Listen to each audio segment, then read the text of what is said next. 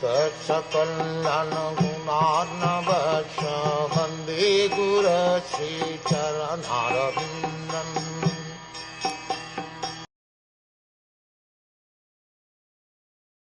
The learned Brahman said, O son of Parth, this child shall be exactly like King Iksvaku, son of Manu, in maintaining all those who are born.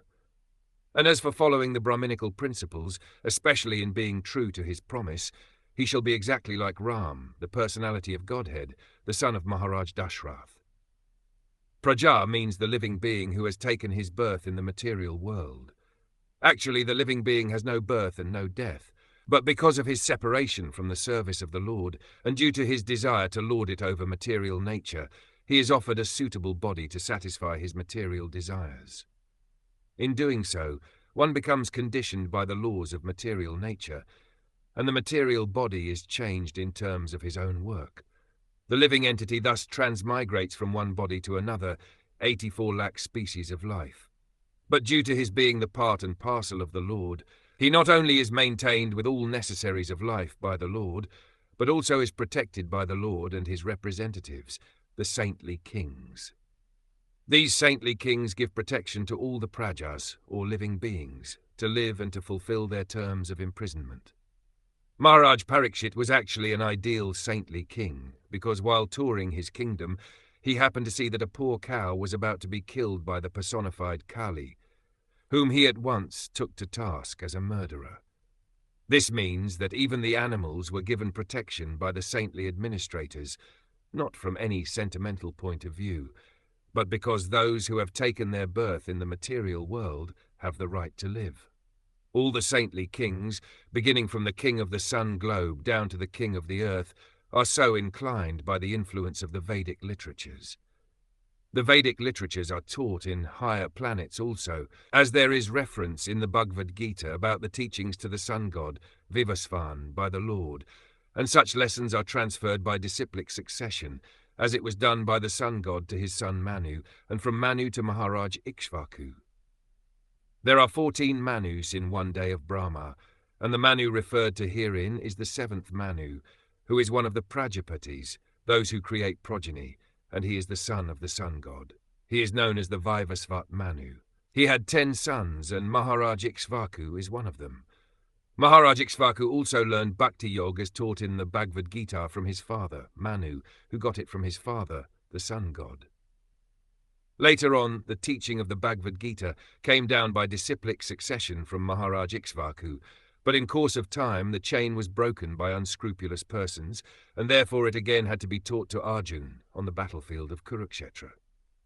So all the Vedic literatures are current from the very beginning of creation of the material world, and thus the Vedic literatures are known as Apauruseya, not made by man. The Vedic knowledge was spoken by the Lord and first heard by Brahma, the first created living being within the universe.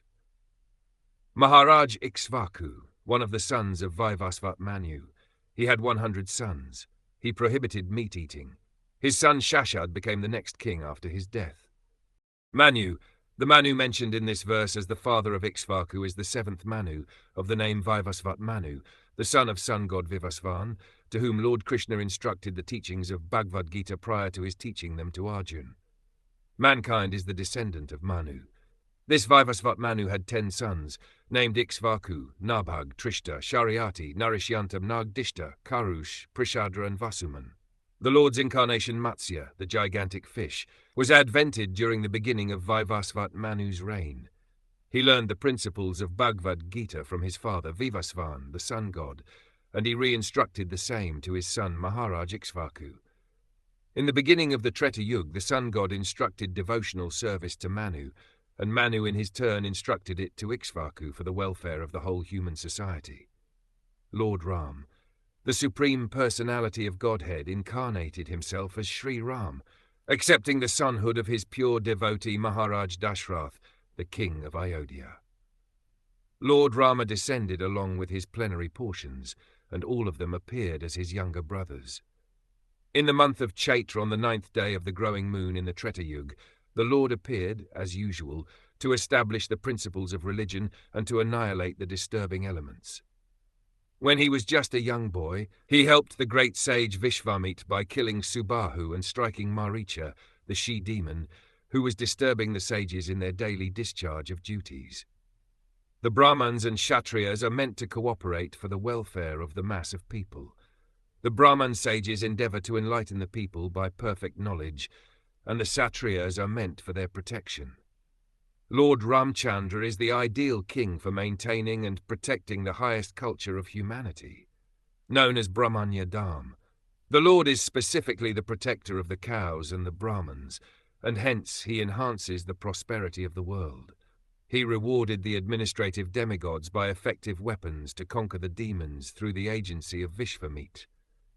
He was present in the bow sacrifice of King Janak, and by breaking the invincible bow of Shiva, he married Sita Devi, daughter of Maharaj Janak. After his marriage, he accepted exile in the forest for 14 years by the order of his father, Maharaj Dashrath.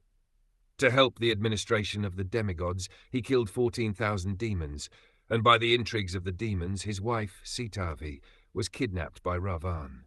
He made friendship with Sugriv, who was helped by the Lord to kill Vali, brother of Sugriv. By the help of Lord Ram, Sugriv became the king of the Varnars, a race of gorillas.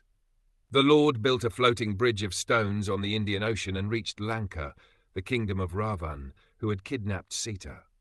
Later on, Ravan was killed by him, and Ravan's brother Vibhishan was installed on the throne of Lanka. Vibhishan was one of the brothers of Ravan, a demon, but Lord Ram made him immortal by his blessings. On the expiry of 14 years after settling the affairs at Lanka, the Lord came back to his kingdom, Ayodhya, by Flower Plain. He instructed his brother Shatrughan to attack Lavnasur, who reigned at Mathura, and the demon was killed. He performed 10 Ashvamedh sacrifices, and later on he disappeared while taking a bath in the Sharayu River.